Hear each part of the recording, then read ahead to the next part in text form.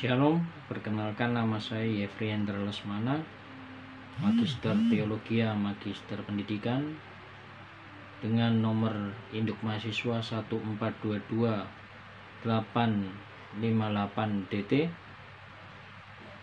yang saat ini sedang menempuh Prodi Doktor Teologi di STT Anugerah Indonesia.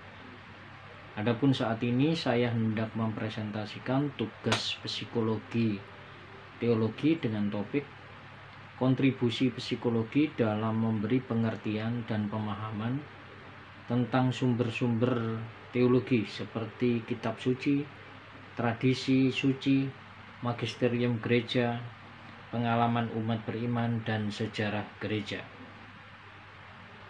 Kalau kita melihat sumber-sumber teologi merujuk pada bahan-bahan yang digunakan untuk memahami, menjelaskan, dan mengembangkan ajaran serta praktik suatu tradisi agama. Dalam konteks kekristenan ada beberapa sumber teologi utama atau teologi makro yang sering dirujuk, yaitu yang pertama adalah kitab suci, yang merupakan teks-teks yang dianggap suci dan otoritatif dalam suatu tradisi agama. Di dalam Kristen ini termasuk Perjanjian Lama dan Perjanjian Baru. Kitab suci menjadi dasar bagi ajaran dan keyakinan serta sumber inspirasi bagi umat beriman. Kitab suci Kristen sendiri adalah kumpulan teks yang dianggap suci dan otoritatif oleh umat Kristen. Kitab suci ini terbagi menjadi dua bagian, yaitu Perjanjian Lama dan Perjanjian Baru. Di mana Perjanjian Lama adalah bagian dari kitab suci yang juga dihormati oleh tradisi Yahudi yang sering dikenal dengan kata Tanakh. Ini mencakup beberapa genre termasuk sejarah, hukum, puisi, dan nubuat.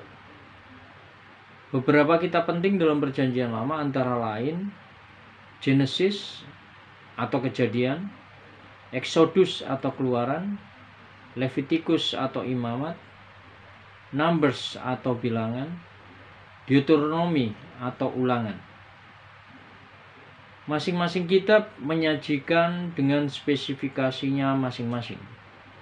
Kitab Kejadian menceritakan penciptaan dunia awal umat manusia dan kisah pada patriark seperti halnya Abraham, Ishak, dan Yakub. Keluaran menceritakan tentang pembebasan bangsa Israel dari perbudakan di Mesir dan penerimaan hukum di Gunung Sinai. Imamat berisi hukum dan peraturan mengenai ibadah dan kehidupan sehari-hari umat Israel. Bilangan mencatat perjalanan bangsa Israel di padang gurun menuju tanah perjanjian. Sedangkan Ulangan menyajikan hukum yang diulangi sebelum memasuki tanah perjanjian. Di dalam Perjanjian Baru berfokus pada kehidupan dan ajaran Yesus serta perkembangan gereja awal. Beberapa kitab penting dalam Perjanjian Baru antara lain keempat Injil Matius, Markus, Lukas, dan Yohanes, di mana menceritakan kehidupan, kematian, dan kebangkitan Kristus. Setiap Injil memberikan perspektif yang tentu saja berbeda. Kisah para Rasul mencatat sejarah gereja awal dan penyebaran Injil setelah kebangkitan Yesus. Kemudian ada surat-surat Paulus yang berisi ajaran dan nasihat kepada jemaat seperti surat Roma, Korintus, Galatia. Surat-surat ini menjelaskan teologi Kristen dan praktek hidup orang yang beriman. Kemudian ada surat-surat umum ditulis oleh rasul lain termasuk surat Yakobus, 1 dan 2 Petrus, 1 dan 2-3 Yohanes, serta Yudas. Yang terakhir ditutup oleh Wahyu atau Revelation, kitab yang bersifat apokaliptik dan berisi visi akhir zaman dan penggenapan akan kedatangan Kristus yang kedua kali. Kemudian kanonisasi. Kitab suci Kristen telah melalui proses kanonisasi, di mana buku-buku yang dianggap suci dan otoritatif dipilih untuk dimasukkan ke dalam kitab suci. Proses ini bervariasi antara denominasi Kristen yang dapat menyebabkan perbedaan dalam jumlah dan jenis kitab yang diakui. Misalnya, Gereja Katolik mengakui kitab Deuterokanonika yang tidak terdapat dalam kanonisasi kekristenan. Kitab suci Kristen menjadi sumber utama ajaran dan praktik umat Kristen, serta memainkan peran sentral dalam kehidupan spiritual dan liturgi gereja. Yang berikut adalah tradisi suci. Ini mencakup ajaran, praktek, ritual yang telah diwariskan dari generasi lintas generasi dalam suatu komunitas religius. Ini termasuk penjelasan, interpretasi, dan aplikasi ajaran yang terdapat dalam kitab suci, serta pengalaman kolektif umat beriman. Tentu saja tradisi suci ini dalam agama Kristen merujuk pada ajaran, praktek, dan keyakinan yang diturunkan turun-temurun. Tradisi ini memainkan peranan penting dalam pengembangan iman kekristenan dan sering dianggap menjadi pelengkap bagi kitab suci. Adapun tradisi-tradisi ini melingkupi beberapa aspek penting, yaitu definisi tradisi suci yang mencakup semua ajaran, praktek, dan ritus yang diwariskan dari para rasul dan diteruskan dalam kehidupan gereja. Tradisi ini bisa berupa liturgi, doktrin, praktek keagamaan, dan pemahaman teologi yang tidak secara eksplisit tertulis di dalam kitab suci. Tentu saja sumber ajarannya adalah para rasul yang dianggap sebagai sumber ajaran yang bersifat otoritatif dalam banyak denominasi Kristen. Ini mencakup pengajaran para rasul sendiri, yaitu ajaran yang langsung diturunkan dari para rasul, baik secara lisan maupun tulisan. Kemudian yang berikut adanya konsili gereja, yaitu keputusan yang diambil dalam konsili gereja sepanjang sejarah seperti konsili Nisea, konsili Vatikan kedua, dan sebagainya, yang membahas isu-isu penting dalam iman dan moralitas. Berikut dalam tradisi suci juga ada praktek liturgi, yaitu tata cara ibadah yang diakui oleh gereja. Ini termasuk sakramen. Sakramen-sakramen seperti baptisan dan ekaristi dianggap sebagai bagian ilegal, bagian integral dari tradisi suci, di mana umat beriman mengalami kehadiran Tuhan secara nyata. Yang berikut dalam praktek liturgi yang lain adalah hari-hari liturgi. Ada kalender liturgi yang mencakup perayaan seperti Natal, Paskah, Pentakosta, serta adanya masa-masa puasa dan persiapan masa puasa. Teologi dan ajaran moral. Tradisi suci juga berperan dalam membentuk teologi dan ajaran moral. Ajaran mengenai etika, perilaku, dan nilai-nilai yang diambil dari tradisi ini membantu umat Kristen dalam menjalani hidup sesuai dengan iman mereka. Tentu saja hal ini tidak terlepas dari peran umat beriman sendiri. Pengalaman dan refleksi umat beriman juga merupakan bagian dari tradisi suci. Melalui praktek keagamaan, pengalaman spiritual, dan diskusi dalam komunitas gereja, tradisi ini terus berkembang dan beradaptasi dengan konteks sosial dan budaya. Hubungannya dengan kitab suci, tradisi suci ini tidak terpisah, saudara, dari kitab suci, melainkan saling melengkapi. Banyak ajaran dalam tradisi suci didasarkan pada pemahaman kitab suci dan penafsiran yang telah dilakukan oleh gereja sepanjang sejarah. Tentu saja di dalam konsep tafsiran ini ada perbedaan antara denominasi yang satu dengan yang lain. Berbagai denominasi Kristen memiliki pemahaman dan penekanan yang berbeda terhadap tradisi suci. Misalnya, Gereja Katolik mengakui tradisi suci sebagai salah satu sumber wahyu ilahi bersama dengan kitab suci. Sementara banyak gereja Protestan lebih menekankan sola scriptura, yaitu bahwa kitab suci adalah satu-satunya sumber otoritatif daripada iman. Tradisi suci ini dalam agama Kristen berfungsi sebagai jembatan antara ajaran yang tertulis dalam kitab suci dan praktek sehari-hari umat beriman. Ini untuk membantu, memahami, menghayati, dan menerapkan ajaran iman mereka dalam konteks kehidupan yang beragam. Yang berikut adalah magisterium gereja. Magisterium sendiri adalah otoritas pengajaran gereja yang bertanggung jawab untuk menafsirkan ajaran iman dan moral. Dalam Gereja Katolik, magisterium terdiri dari paus dan para uskup yang berperan dalam menjaga kemurnian ajaran dan memberikan bimbingan kepada umat. Magisterium gereja adalah istilah yang merujuk pada otoritas pengajaran dalam Gereja Katolik.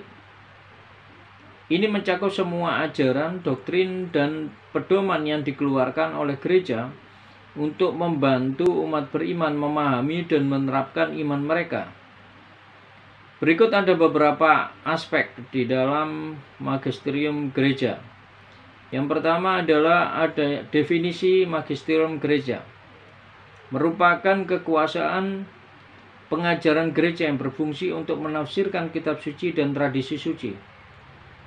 Ini bertugas menjaga kemurnian, ajaran iman dan moral, serta memberikan pedoman kepada umat beriman. Komponen-komponen dalam magisterium yang pertama adalah paus.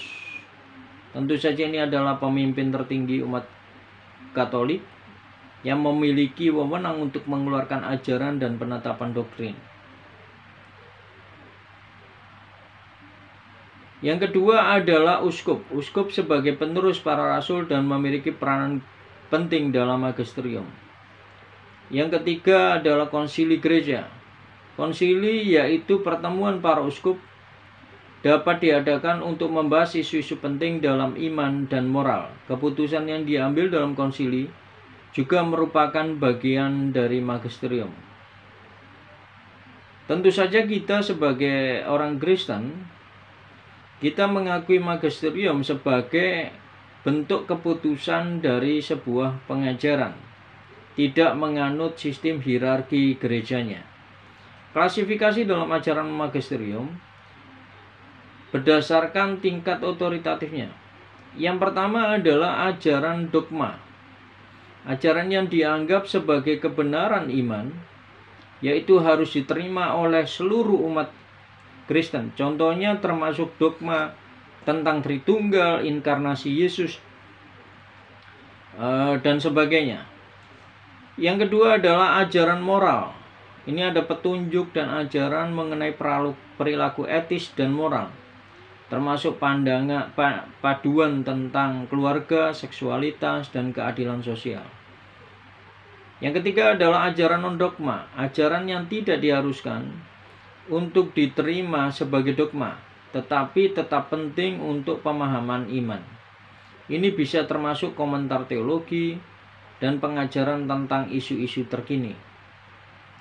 Peran magisterium dalam kehidupan gereja. Magisterium berfungsi untuk menafsirkan ajaran, memberikan penjelasan dan tafsiran terhadap kitab suci dan tradisi untuk menjelaskan ajaran iman kepada umat. Tentu saja semuanya dengan tujuan menjaga kemurnian iman, memastikan bahwa ajaran yang diajarkan dalam gereja sesuai dengan ajaran yang diterima dari Kristus dan para rasul.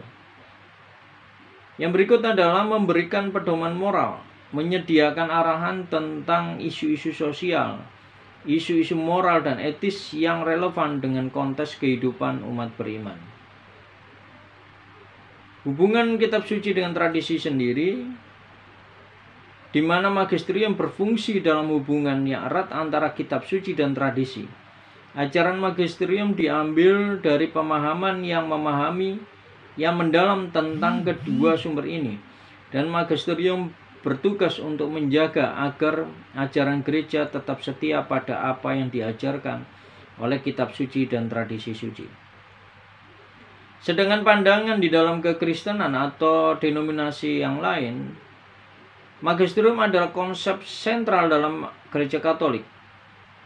Juga banyak denominasi Kristen yang lainnya, terutama di kalangan Protestan, menekankan prinsip sola scriptura yang menyatakan bahwa kitab suci adalah satu-satunya sumber otoritatif utama. Dalam konteks ini, pengajaran dan doktrin gereja lebih bersifat lokal dan denominasional yang juga tanpa otoritas yang terpusat seperti magisterium. Magisterium gereja berperan penting dalam pengajaran dan pembinaan iman umat Katolik, memberikan arah dan penjelasan yang dibutuhkan untuk menjalani kehidupan beriman yang sesuai dengan ajaran Kristus. Berikutnya adalah pengalaman umat beriman. Pengalaman pribadi dan kolektif umat beriman dalam hidup beragama juga dianggap sebagai sumber teologi. Ini termasuk pengalaman spiritual, kesaksian hidup, dan bagaimana individu dan komunitas mengalami iman mereka dalam konteks kehidupan sehari-hari. Pengalaman umat beriman ini melingkupi juga pengalaman spiritual pribadi. Di sana ada doa, terus kemudian juga ada sakramen. Kemudian ada pengalaman komunitas, ibadah bersama, kelompok sel, dan sebagainya. Ada pelayanan diakonia atau keterlibatan sosial. Juga di sana ada pengalaman krisis dan tantangan. Ada krisis iman. Umat beriman seringkali menghadapi tantangan yang menguji iman mereka, seperti kehilangan, sakit, dan sebagainya. Juga ada pertanyaan dan keraguan di sana. Pengalaman komunikasi dengan Tuhan, ada nubuat dan ilham, terus keberanian untuk berbicara. Setiap pengalaman, baik positif maupun negatif, memberikan kesempatan untuk refleksi dan pertumbuhan umat beriman, sering merenungkan bagaimana pengalaman hidup mereka terhubung dengan iman mereka. Kemudian perayaan dan tradisi. Ada hari-hari raya, perayaan, ritual, dan tradisi keluarga. Yang terakhir adalah sejarah. Sejarah teologi mencakup studi tentang perkembangan ajaran dan praktek religius dari masa ke masa. Memahami konteks sejarah membantu merenungkan bagaimana menjelaskan pemikiran teologi dan praktek keagamaan telah berubah dan berkembang. Sejarah Kristenan mencakup perkembangan gereja dari sejak awal hingga saat ini,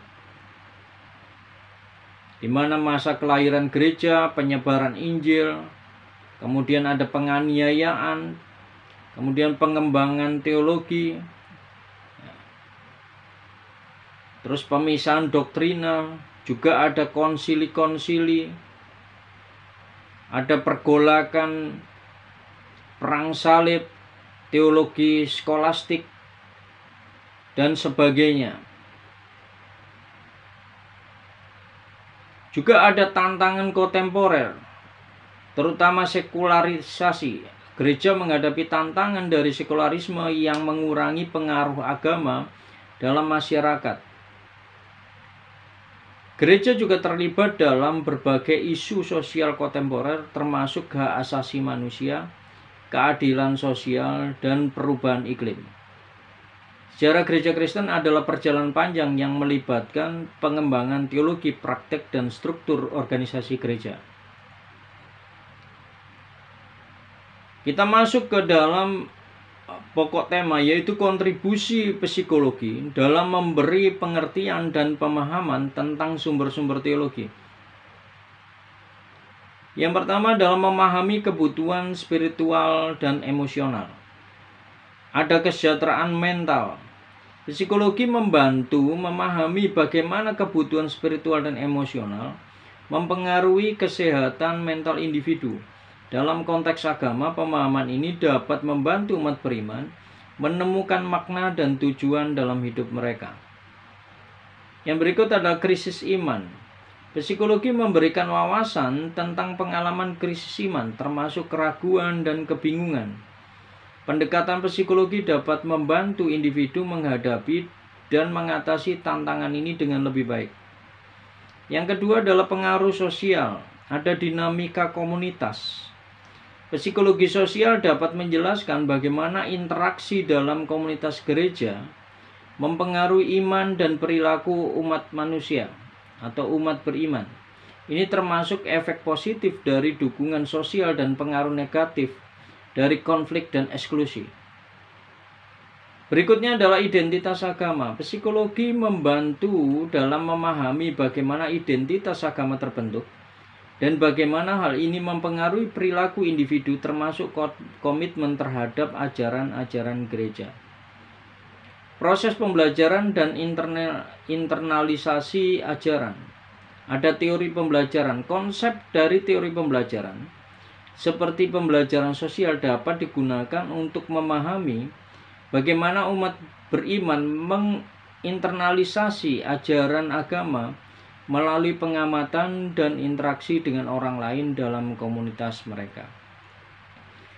Peran ritual. Psikologi juga dapat membantu menjelaskan bagaimana ritual dan praktik keagamaan berkontribusi pada pembentukan identitas dan penguatan iman. Pengalaman spiritual dan transendensi. Psikologi spiritualitas. Penelitian dalam psikologi spiritualitas mengeksplorasi pengalaman spiritual, termasuk perasaan kehadiran Tuhan, pengalaman mistis, dan transendensi. Ini membantu individu memahami dan menghargai pengalaman spiritual mereka dalam konteks iman. Korelasi dengan Tuhan. Psikologi dapat membantu menjelaskan bagaimana hubungan individu dengan Tuhan mempengaruhi kesejahteraan mental dan emosional, serta bagaimana hubungan ini dapat diperkuat melalui praktek spiritual. Pendekatan terapeutik dalam konteks agama. Terapi berbasis agama.